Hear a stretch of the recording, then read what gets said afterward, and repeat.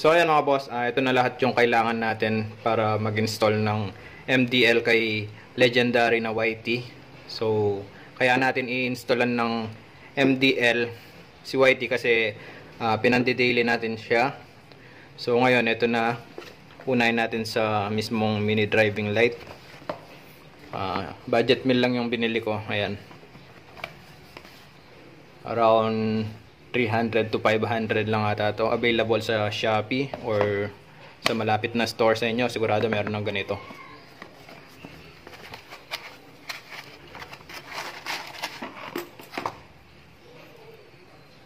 Ayan. And then bracket. Mamaya papakita ko sa inyo kung paano yung diskarte dito or kung paano nakalagay yung ilaw. Nabili ko lang to sa Shopee, bracket na pang smash. And then 3-way switch na domino para sa high and low. And then kailangan natin ng wire. Ito, meron pa akong tirang wire na circuit yung brand. Bali dalawang kulay para hindi tayo malito sa negative positive. Tapos dalawang relay. Pwede din yung 4 pin. Ito kasi 5 pin yung nabili ko. Pero 4 pin pwede na. Dalawa mga boss. May kasamang socket na ceramic. Tapos circuit din na fuse box. Ito ba? Ayan. Tapos fuse na 10. So ngayon mga boss, install na natin. Full tutorial to mga boss. Bali yung installation and yung diagram nandito. So tara, install na natin mga boss. Bali ayan mga boss, na-install na natin yung MDL. Bali dito ko siya nilagay or install. Ayan, so walang sabit. Walang sabit. Ayan, bali ganyan yung pwesto niya mga boss. And yung bracket na nabili natin sa Shopee na pang smash talaga. Ayan, pero mamaya mga boss, meron pa tayong gagawing adjustment dito. Sa mismong bugan ng ilaw niya kung nakababa. Kasi bawal to mga boss na nakataas. Ayan. So ngayon, install naman natin yung domino switch na 3-way. Ta-timelapse ko na lang mga boss.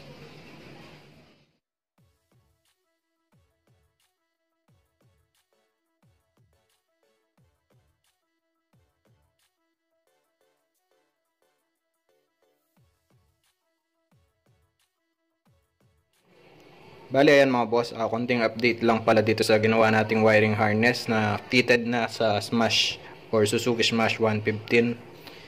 And okay naman to, kaso pinalitan ko lang. So kasi ang setup nito, bali nasa harapan yung mga relay. So para malinis na lang, tinanggal ko doon. Bali papalitan natin to mga boss. And hindi ko na ilalagay sa harapan yung mga relay. Bali, ito yung bago natin ginawang wiring harness. Ayan. So, paano to mga boss? Bali, nasa U-box or compartment itong relay, mga relay and fuse box. Tapos, ilalabas lang natin yung mga wire na konektado sa, halimbawa dito. Itong mahabang ito, konektado to sa switch since na medyo malayo, nasa headlight yung switch. Kaya mahaba. Tapos itong pangalawang mahaba na wire, dalawa to, papunta to sa high and low ng mini driving light. Tapos ito, ayan. Ito yung number 30 ng relay. Pumunta to sa fuse. Ayan. Tapos ito na yung pupunta sa battery. And then itong kulay blue na to, ito yung number 85 ng relay. Bali ito yung magiging negative natin. And yun, yung sa gitna yung 87A, hindi na natin gagamitin ito. Bali mamaya papakita ko sa inyo. Tapos papakita ko din sa inyo yung mga color coding ng mga switch at yung mismong MDL. So tara mga boss, check natin. Bali dito muna tayo sa switch. Pasensya na, umuulan kaya maingay. Ayan. Bali ito yung mga wire nya. Tatlong wire. Brown, blue, tsaka black.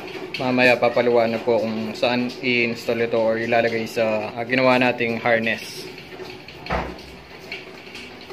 Tapos yung mga wire ng mini driving light, parehas lang naman yan. So tatlo din na kulay, black, yellow, and red. So mamaya din papakita ko sa inyo kung para saan yan. So ngayon install ko na muna yung wiring harness. So bali ayan mga boss, mag-wiring na tayo.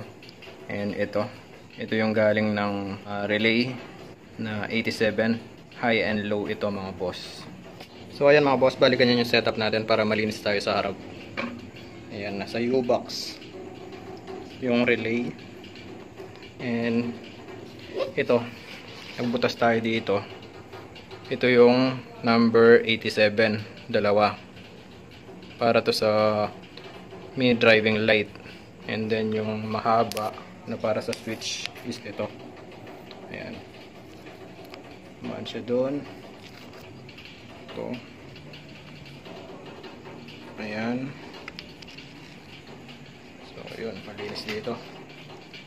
Mamaya na tayo dyan mga boss. Dito muna tayo mag-focus. Ayan. So, number 87.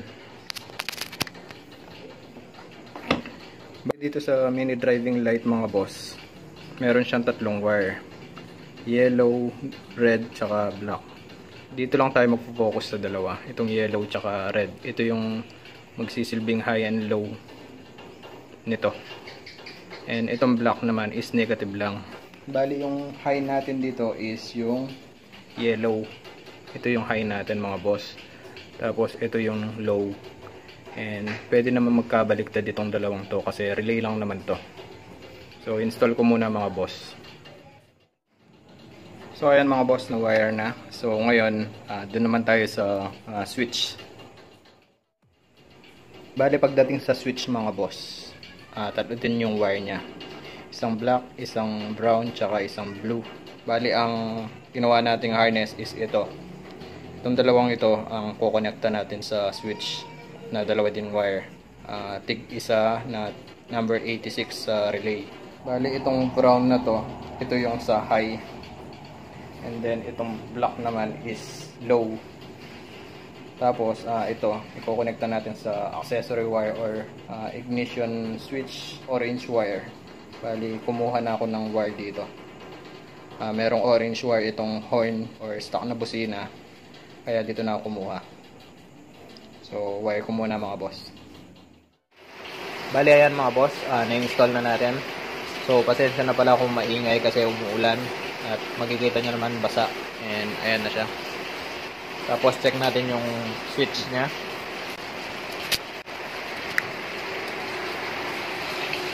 Ito yung switch.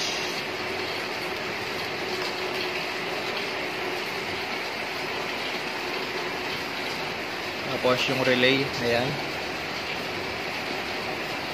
Intact na yan mga boss. All goods na. So ngayon, testingin natin.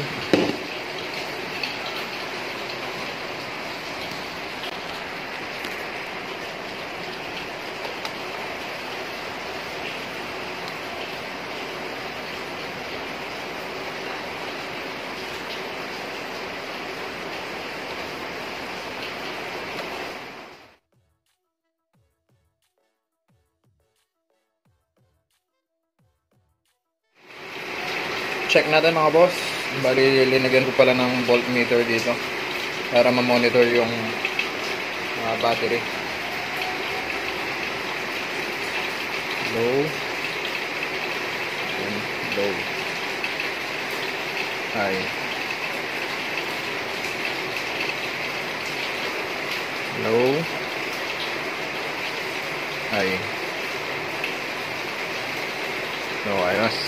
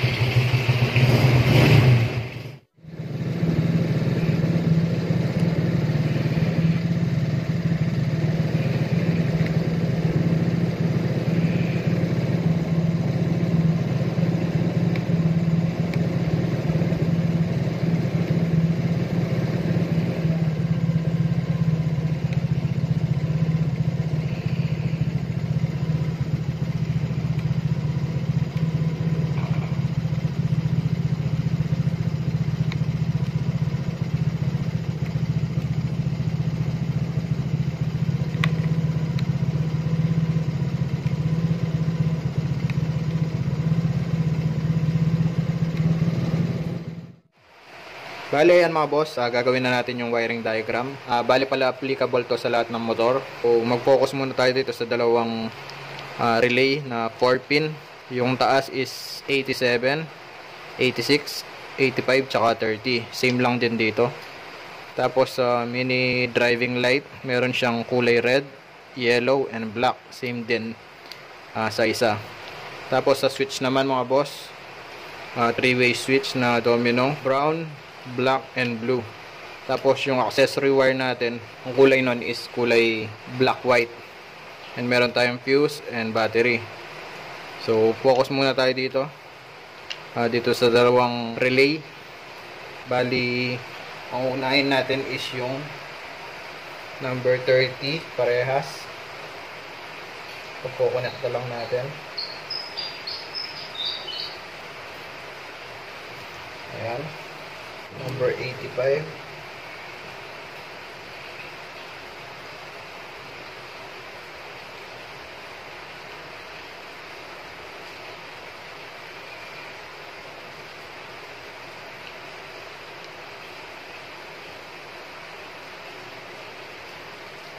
Ayan. Tapos, yung dalawang number 30, pupunta yan sa fuse or yung fuse box. Tapos yung fuse, pupunta yan sa positive ng battery. Ayan. So, meron na tayong supply ng positive. Yung dalawang 85 naman is yung negative natin. Bali, pupunta yan sa body ground or negative ng battery. Ayan. So, meron na tayong positive supply and negative supply. Tapos, dito, yung high and low natin, nasa dalawa. Itong black and brown. Pwede magkabaligtad dyan mga boss. So, ako, itong black, pupunta yan sa low. Number 86. Tapos, itong brown, sa high. Na 86.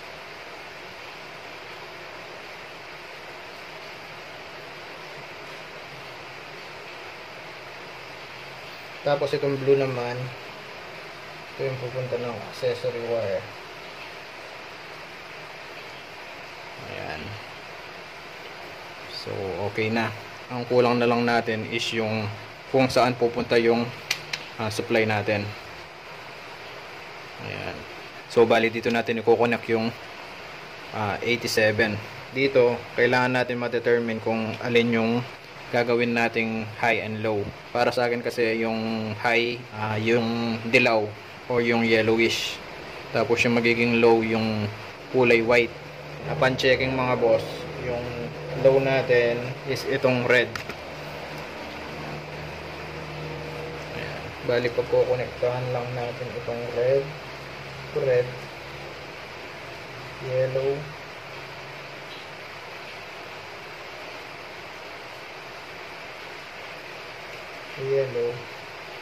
and black to black.